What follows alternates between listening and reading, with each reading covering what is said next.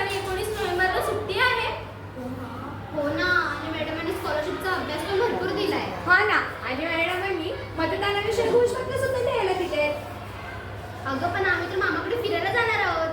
हे अगं, ती सुट्टी आपल्याला मतदान करण्यासाठी दिली, बाहेर फिरायला जाण्यासाठी नाही.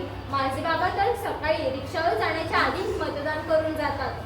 हा, मलाही मतदान करायचे, पण माझं वय 18 वर्ष पूर्ण नाहीये ना.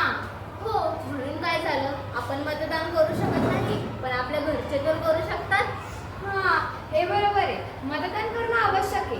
त्यामुळे आपल्याला चांगल्या सुविधा मिळतात व आपल्याला आपला हक्क बजावण्याची संधी मिळते.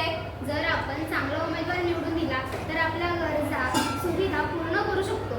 हो, त्यामुळे आपल्याला सगळी नोकरी मिळू शकते, आपलं भविष्य उज्ज्वल होऊ शकतं. मी तर माझ्या आई आणि आजीला योग्य तो उमेदवार निवडून द्यायला सांगणार आहे.